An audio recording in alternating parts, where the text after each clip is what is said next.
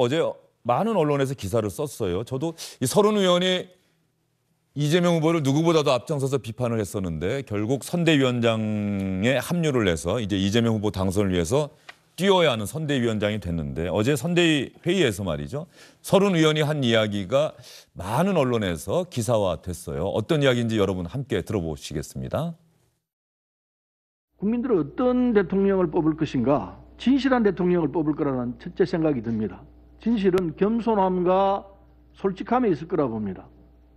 이 조건에 누가 맞느냐? 그걸 아마 제일 조건으로 생각할 것이고 완벽한 사람을 찾아내기가 쉽지 않기 때문에 이런저런 조건에서 조금 불리하지만 그나마 제일 나은 사람이 누구일 것인가? 이걸 선택의 기준으로 찾을 수밖에 없는 것이 상황인데 근데 저는 지금 나와 있는 대통령 후보들을 보면은 큰 차이가 있는 것 같지가 않습니다. 다 고만고만 약점이 있고 고만고만 장점이 있는데 이를 우리가 얼마나 잘 후보를 잘 내세워서 국민들에게 호소해내느냐에 따라서 성공의 길로 갈 것이라 생각을 합니다. 이건 전재수 의원께서 이재명 후보를 도와왔고 같이 또 활동하고 계시기 때문에 좀 설명 좀 하셔야 될 것 같아요. 기분 좋을 리 없죠. 예. 예.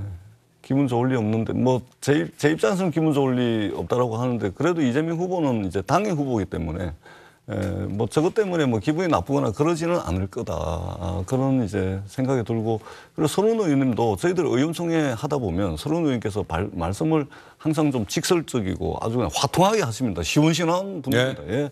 아마 좀 남미 다녀오셔가지고 제일 선봉에서 가지고 열심히 할 거다 이런 믿음을 저희들은 가지고 있습니다. 다만 이제 어제는 기분이 좋지는 않았을 것 같습니다. 예. 진심을 이야기하신 것 같아요. 그런데 사실은 세 분 다 우리 전재수 의원님도 그러시고 아마 김영호 전 의원님도 그러시고 다 들어보셨을 거예요. 일단 저도 친구들 만나고 그러면 다 그렇지 않습니까? 이번 대선은 대통령 후보가 정말 나보다 훌륭한 사람, 인격적으로 훨씬 훌륭한 사람, 능력이 훨씬 뛰어난 사람, 뭐 그래서 우리나라를 맡겨도 될 만한 사람이라기보다는 국민의힘의 대선 후보 누가 될지 모르겠지만 민주당의 이재명 후보도 그렇고 이번 대선은 누가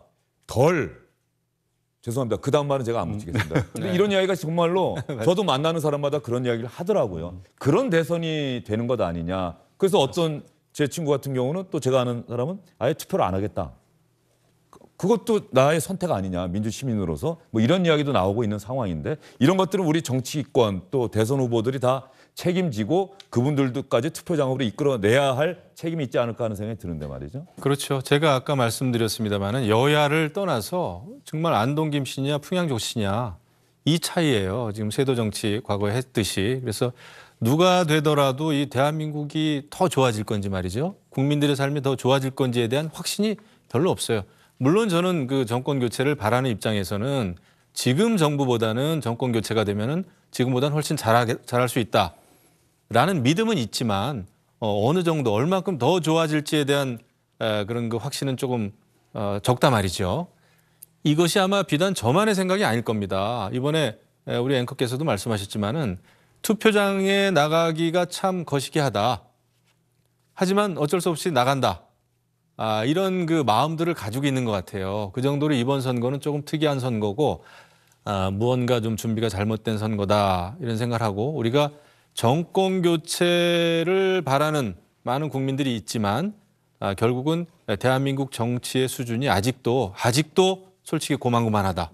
정치 본질의 어떤 개혁은 상당히 우리가 정치를 개혁하는 데 있어서는 게을리 해왔다라는 것을 자성하지 않을 수가 없습니다. 솔직히 말씀. 전재수 의원님도 아마 아닙니다. 저는 생각이 틀립니다. 이재명 후보를 돕고 계시기 때문에 이제 유권자들 또 지역구에 계신 분들 만나시면 또 이런 이야기도 충분히 들으실 거예요. 듣고 있습니다. 듣고 있는데 근데 우리가 완전히 곰곰이 생각을 해보면 그럼 결국은 국민들께서 선택을 하실 거고 그리고 그 국민들 선택이 모아지면 그것이 집단 지성이 되거든요.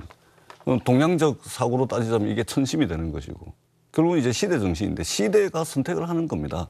시대가 이재명을 선택을 할지 또는 시대가 윤석열, 홍준표를 선택할지는 모르겠지만 선택하는 이유가 다 있다고 봅니다. 우리가 직면하고 있는 이 위기를 가장 잘 해결할 수 있는 그 장점 하나만 가지고 있으면 시대가 선택한다고 봅니다.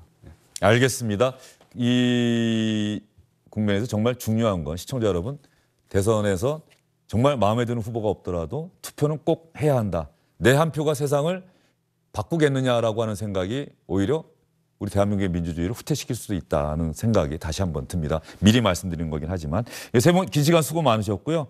어제 혹시 송이 대첩은 보셨습니까? 봤습니다. 재밌게 보셨습니까? 재밌게 봤어요. 예. 그런 거 당연히 자주 하면 좋을 것 같아요. 예. 자주 하면 좋을 것 같아요. 이 대선 후보들하고도 한번 해봐야 되는데 대선 후보들이 워낙 바쁘셔서 또 방송 나오면 혹시 뭔가 또 실수할까봐 하는 걱정도 있지 근데 않습니까? 우리 주영진 앵커님 정도 되면은 거부할 사람 아무도 없을 것 같아요. 아이고. 감사합니다. 예. 이재명 후보께도 꼭 그 말씀 좀 전해 주시고요.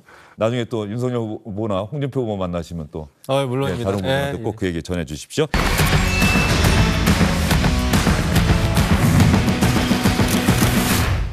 안녕하십니까, 주영진입니다. 더 많은 뉴스와 라이브 이벤트를 보고 싶으시다면 화면 오른쪽을 눌러서 구독해 주시기 바랍니다. 저희 SBS 앱을 다운로드 받으시면 뉴스 속보 알림도 받아보실 수 있습니다. 텔레비전으로도 SBS 뉴스, 유튜브로도 SBS 뉴스 잊지 마시기 바랍니다.